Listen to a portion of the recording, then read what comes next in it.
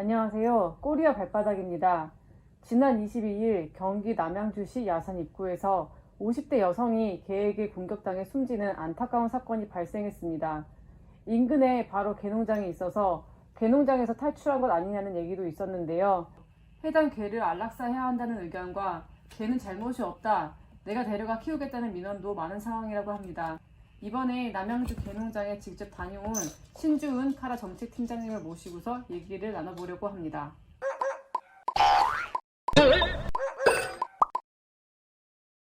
남양주 현장에 다녀오셨는데 그 상황이 어땠는지에 대해서 좀 알려주셨으면 좋겠습니다. 언제 다녀오셨죠? 다녀온 거는 지난주 목요일날 현장을 다녀왔고요. 굉장히 열악한 환경이었어요. 한 44에서 45마리 정도가 있었고, 한 2마리 정도는 돌아다니고 있었고요.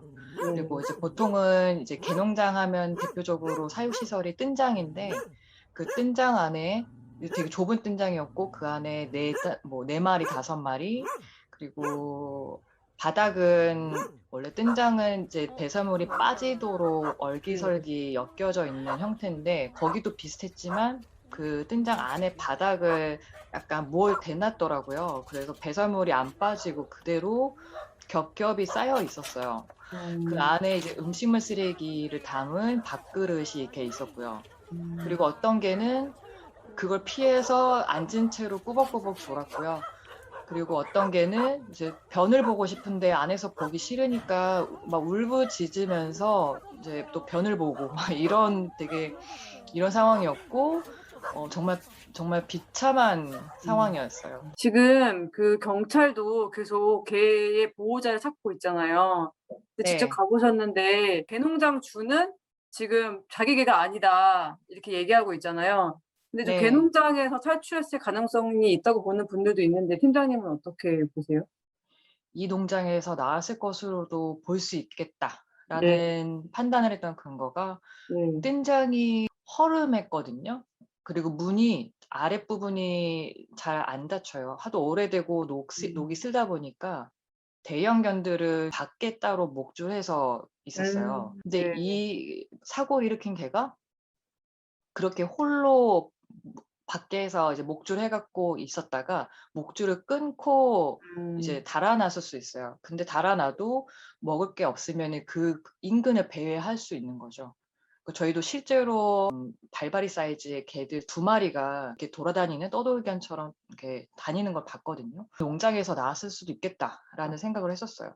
이게 지금 너무 안타까운 사고인데 개를 뭐 안락사를 할 예정이다, 뭐 검토하고 있다 이런 얘기도 있고 또 이제 그런 음. 소식이 알려지면서 많은 시민분들이 안락사는 안 된다, 내가 키우겠다 이러면서 이제 그 지자체에 그 민원을 그 하시는 분들도 많이 계시다고 들었어요. 개를 놓고서 앞으로 어떻게 해야 되는지, 안락사를 시켜야 음. 되는지 뭐 이렇게 지금 음. 논란이 되고 있는 상황인데 좀 이거는 네. 어떻게 보세요? 사람이 죽은 사고이긴 해요. 이거 정말 안타까운 사고인데 그런 사고가 났다고 해서 안락사로 귀결되는 것이 이 문제의 근본적인 해결책은 아니거든요. 그러면 이 개가 왜 물림 사고를 냈는지가 1차적으로 규명이 돼야 돼요. 다들 아시겠지만 개는 언제든지 물 수 있어요. 어떤 상황에서 어떤 환경에서 물게 되는지를 먼저 파악을 하고 사고가 나지 않게 예방을 해 줘야 되거든요. 그래서 그런 절차가 아직 국내에는 없고 관련 법도 없는 상황이에요.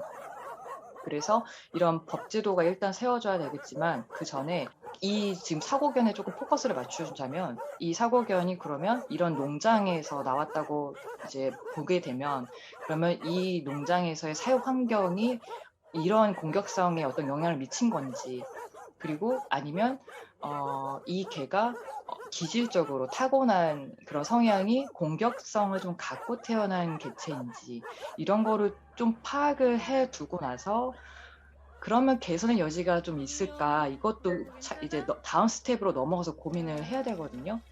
그리고 동물도 엄연히 생명 존엄성이 있고, 그리고 쉽게 그런 안락사를 할 수 있는 그런 법령 근거도 없고요, 사실.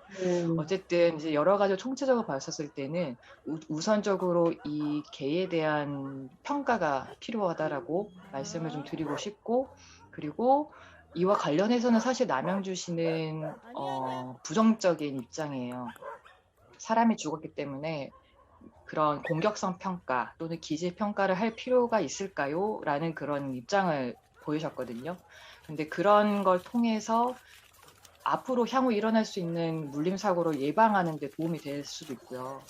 그래서 이런 절차들에 대해서는 정부는 물론 인지는 하고 있어서 관련된 법령 개정을 추진하고 있는 걸로 알고 있고, 그렇다면 각 지자체에서도 이에 따라서 이런 제도의 필요성, 이런 절차의 필요성을 인지해서 좀 발맞춰서 좀 나가줘야 되는 그런 필요성은 좀 있다고 생각이 돼요.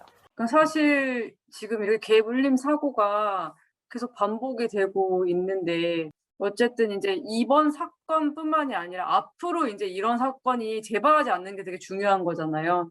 예, 네. 그러면은 인제 그걸 위해서는 뭐 어떤 것들이 쪼끔 더 필요하다고 보시는지 좀 총체적으로 좀 말씀 부탁드립니다. 네. 그러니까 크게 두 가지로 말씀을 드리면, 한 축에서는 이제 정부에서 법제도를 마련하는 게 필요하고, 다른 한 축에서는 이제 개를 사육하는 사육자의 의무 부분에 있어서도 우리가 얘기를 해야 될 부분이 있어요. 먼저 법제도 부분에서는 이제 동물보호법 하에 이런 개물림 사고를 예방하기 위한 어떤 제도가 그 근거 법령으로서 들어가 줘야 되고, 그 법령 하에 기지평가, 그리고 기지평가를 통해서 개선의 여지, 뭐 예를 들어 훈련이 될 수 있겠고, 네. 또는 약물 치료도 될 수 있겠죠. 네. 이런 개선 여지도, 개선의 네. 어떤 방법도 같이 시행할 네. 수 있어야 되고요. 이제 사육자에 대한 의무라고 음. 한다면은, 특히 음. 이 개농장의 경우에는 굉장히 열악했지만, 음. 일반 시민들이 이제 개를 키우고 사육하는 그런 부분에 있어서 음. 내 개는 물지 않아가 아니라 모든 개는 음. 다 물 수 있기 때문에, 음. 이 개에 대한 최소한 내가 사육자로서 이 개에 대한 사육 음. 훈련, 그리고 네. 어떤 물림 사고를 예방하기 위한 네. 조치, 네. 입마개 같은 이런 예. 것들을 충분히 인지를 하고 잘 따라줘야 되는 의무. 이 두 예. 가지가 같이 가줘야지 예. 이런 개물림 사고를 예방하는 데 있어서는 가장 필요한 음. 것이라고 생각합니다. 그 이번에 개 등록 얘기도 또 같이 얘기가 나오는 것 같아요. 그게 아무래도 맞아요. 이제 예. 이런 경우에 있어서 인제 보호자가 누구인지 이런 거를 알 수 있고 또 그 보호자가 실제로 이렇게 책임을 지고서 반려견을 기르고 있는지 같이 살고 있는지 네. 이런 거를 지금 알 수 있기 때문에 지금 그런 네. 거에 대해서도 얘기가 좀 나오고 있는 것 같고 이 떠돌이 개들이 뭐 개농장에서 나왔든 아니면은 그냥 돌아다니는 개든 어찌 됐든 간에 개가 이렇게 돌아다닌다는 것 자체는 사람이 잘못해서 지금 이렇게 살고 있는 거잖아요.